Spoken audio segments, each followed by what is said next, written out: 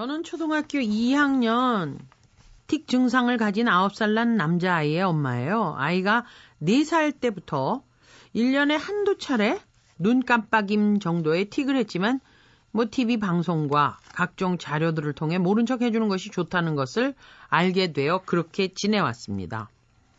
그러다 7살이 되면서는 다른 사람 눈에 띌 정도의 틱을 하게 되었고 눈 깜빡임에서 그치던 틱이 얼굴 전체와 어깨, 가끔은 다리에까지 정말이지 온몸으로 틱을 하게 되었어요.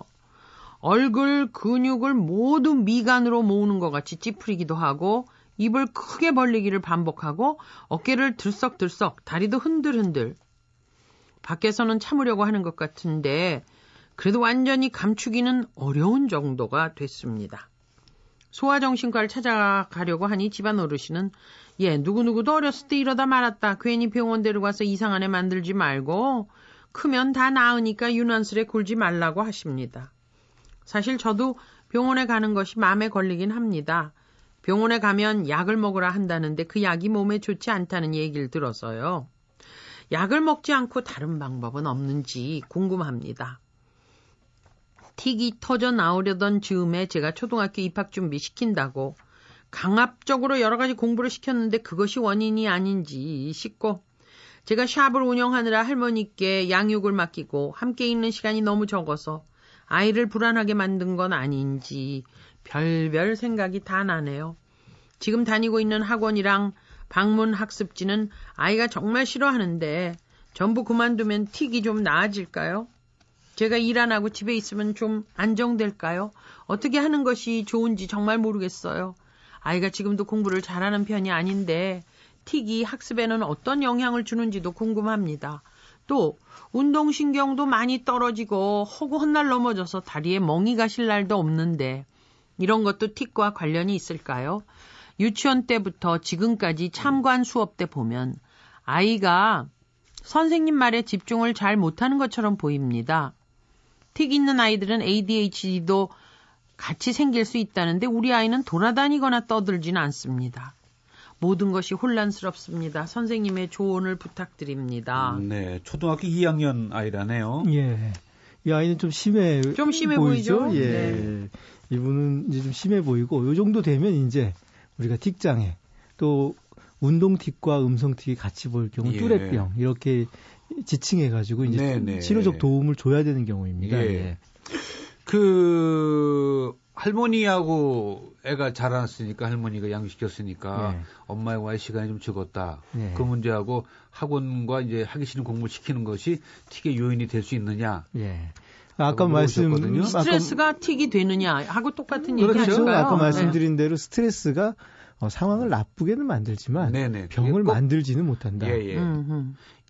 내재되고 있는 병을 드러나긴 하는군요. 내재되어 있는 병이 이제 시작되었는데 그거를 좀 급격히 악화시키는데 영향을 미칠 수는 있습니다. 근데 여기서 우리가 꼭 기억할 거는 그러지 않은 경우에도 틱이 악화되는 경우가 또 상당히 많아요. 병 자체가 특성상 또 가만 놔뒀는데 왜 늘어나냐 이런 그렇죠. 얘기인데 그럼 왜 그런 걸까요? 이제 본격적인 틱장애 또는 뚜레병은 원래 경과가 초등학교 5, 6학년 중1이 피크입니다.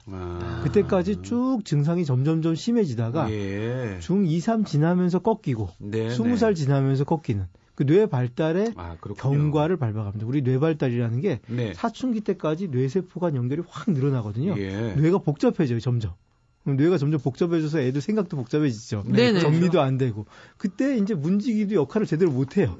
그러면서 이제 문지기 역할이 제대로 안 되니까 아까 말씀드린 문지기가 역할을 못해서 틱이 더 늘어나는 모습을 보이다가 사춘기 지나면서 정돈이 됩니다. 그러면 이제 문지기도 좀 안정이 되고 성숙하고 그러면 이제 틱이 좋아지는 경과를 밟게 되죠. 이분인 같은 경우에는 병원에 가는 걸 망설이고 부모님도 이제 맡으시는데 병원에 가는 게 좋지 않습니까? 그렇죠. 이 정도 되면 이제 부모님이 심리적으로 안정이 안 되세요. 지금 어머님 글을 읽으면서 느끼는 것도 어머님이 마음이 편하지가 않으시다. 어머님 마음이 편하지 않으시면 아이들 대하는 게 안정적으로 나오기가 어렵습니다. 우리가 아이들을 사랑하고 긍정적인 말을 자꾸 해줘야 되거든요. 근데 불안정한 엄마는 절대 좋은 말은 못합니다. 그렇겠죠. 나쁜 말 하는 거 겨우 참을 수 있을지 몰라도 좋은 말까지는 하기 어려워요. 그럼 그 아이가 밝고 긍정적으로 생각하는 아이로 성장하기 어렵습니다. 만약에 부모님의 지금 마음이 그렇게 불편한데도 병원을 가지 않고 병원이 아니라 전문가를 만나지 않는다면 지금 이 상태로 아이가 이렇게 하루하루 커가게 된다는 걸 꼭 기억하셔야 돼요. 병원 가면 이제 약을 바로 먹이지 않겠냐. 의외로 이제 틱장에서 약을 많이 쓰진 않습니다. 네. 아이가 증상으로 인해서 너무 많이 괴로워하면 괴로워하는데 약을 안 쓰는 건 그냥 우스운 일이죠. 이제 어떻게 보면 약이 부작용이라는 게 있으면 약은 그만 쓰면 그만 아니겠습니까? 그렇죠. 우리가 다른 병도 마찬가지죠. 어떤 약을 쓴다는 게 그 약의 효과, 약의 부작용을 비교했을 때 효과가 부작용에 비해서 월등히 클 때만 약을 쓰지 않겠습니까? 그렇죠. 이 아이한테 우리 약을 쓸 때도 그런 것에 대해 충분히 고려하고 부모와 합의하여서 약을 쓰는 거기 때문에 미리 약을 쓰지 않을까 걱정해서 병원을 안 가는 건 넌센스가 아닌가 이렇게 생각합니다. 그 틱과 학습장애, 틱과 운동장애의 관련성에 대해서도 이분이 궁금해하셨잖아요. 실제로 틱이 있는 아이들이 학습장애가 있는 경우가 한 36%에서 50%. 맞네요. 굉장히 많죠, 이제. 근데 제일 큰 원인은 틱이 있는 아이들이 그 부위가 뇌에서 틱 문제가 생기는 경우에 그 약간 고장난 부위와 결발달한 부위와 ADHD라는 병 있지 않습니까? 상관하고 ADHD에서 고장난 부위가 비슷한 부분입니다. 그래요? 같이 있는 경우가 굉장히 흔해요.